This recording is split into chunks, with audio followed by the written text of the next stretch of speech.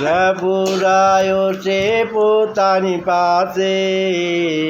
સજ્જનો પ્રભુ રાયો છે પોતાની પાસે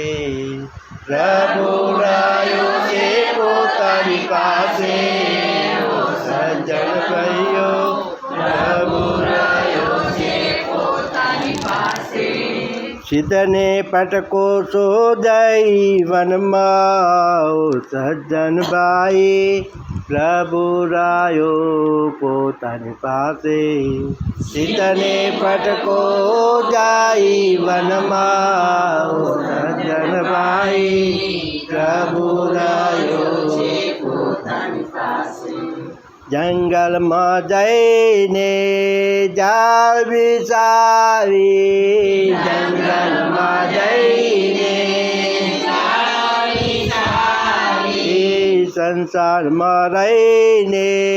હોળી પ્રગટાવી સંસારમાં રહીને ખોયા વિના બધી છે ભવાઈ સજ્જન ભાઈ પ્રભુ રાયો પોતાની પાસે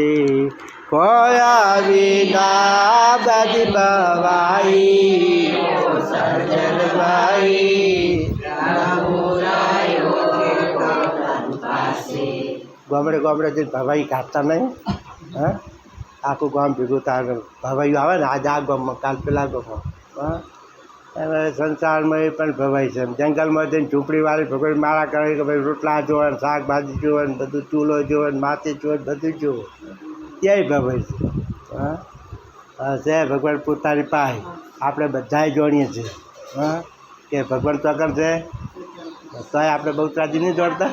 હા તો આપણે દ્વારકા નહીં જતા જઈએ જ હા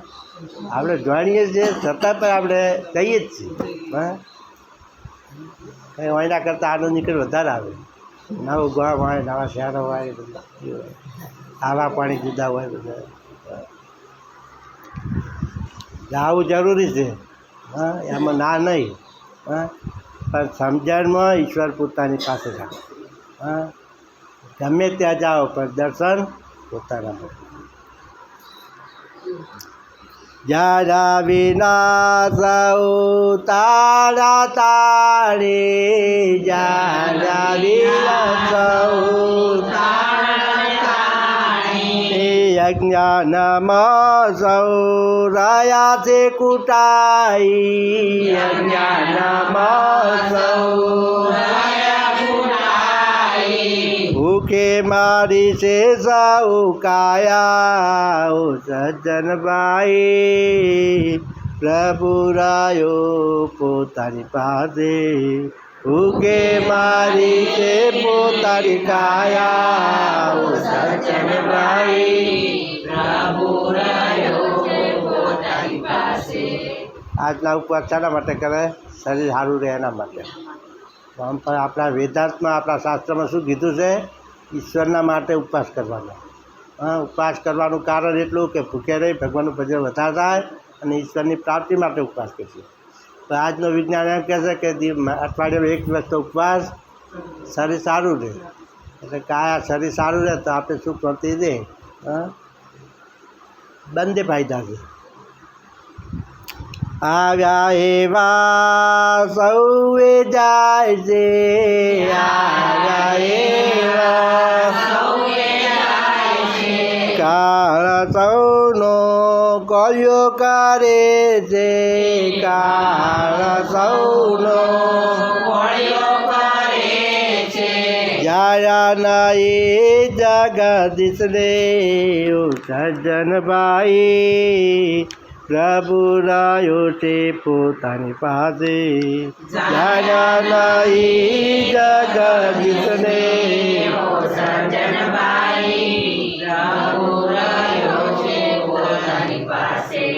સોળ સોમવારનું વ્રત કોને કર્યું આટલા સોળ સોમવારનું વ્રત કર્યું ને સોળ સોમવારના વ્રતમાં પાર્વતીને મહાદેવજીને વરવાની ઈચ્છા હતી હા સારો વર મળે ને એના માટે સોળ સોમવારનું વ્રત કરે કુંવારી છોકરીઓ હા એટલે પાર્વતીને શિવને પ્રાપ્તિ કરવા માટે 16 સોમવાર વ્રત કરતા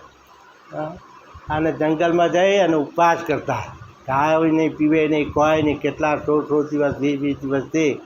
માથે ઢીપું ભરાઈ અને વ્રત કરે, ઓમ નમઃ શિવાય ઓમ નમઃ શિવાય વ્રત કરે. તો એ પાર્વતીએ જે 16 દિવસના ઉપવાસ કર્યા છે શરીર સારું રહે એના માટે કર્યા છે. ઘણા બધા ઋષિઓ હજારો વર્ષ સુધી તપસ્યા કરી ભૂખ્યા પેટે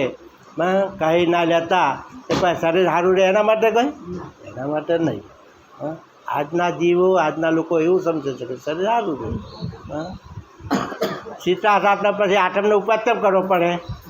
કે પેલું ઢાઢું રાધેલું હોય ને એટલે પચ્યું ના પચ્યું એના માટે આઠમનો હોય. હવે આપણે શું કહેવું કે છું અમને કે પેલું તળેલું ખાધું હોય ને થેપલા વેપલા ખાધા હોય આઠમના, એટલે ભાઈ આઠમના દાડે પાછું ઉપવાસ રાખો ને એટલે શરીર તમે સારું. ભણેલું માણસ અત્યારે આવું સમજાવે આપણે. ભાઈ એવું નથી. ઉપવાસ શરીર સારું રહે એના માટે નથી. અને તમે શરીરને તો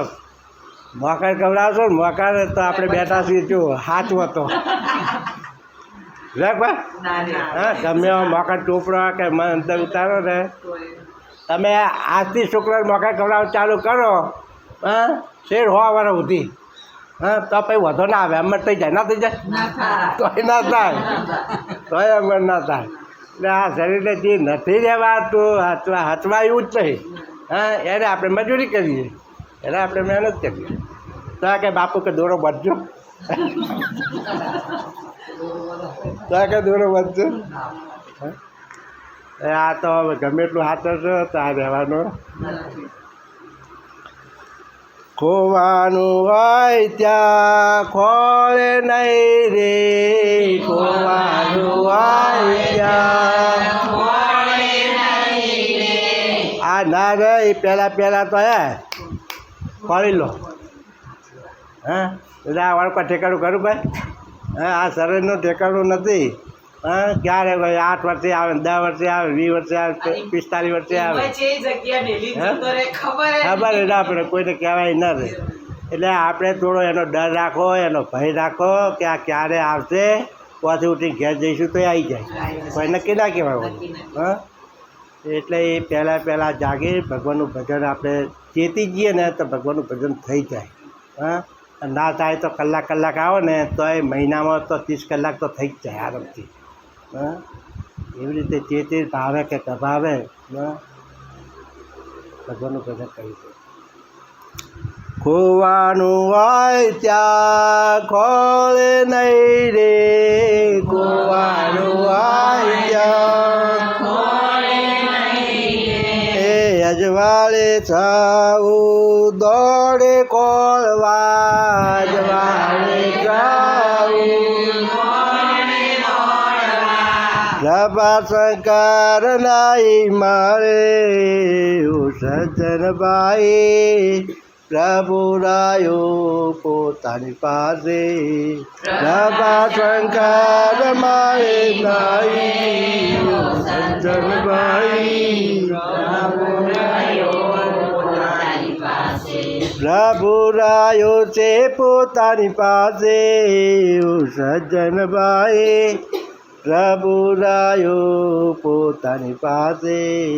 પ્રભુ રાયો પોતાની પાસે, સજ્જનભાઈ પ્રભુ રાયો પોતાની પાસે. કૃષ્ણ કનૈયા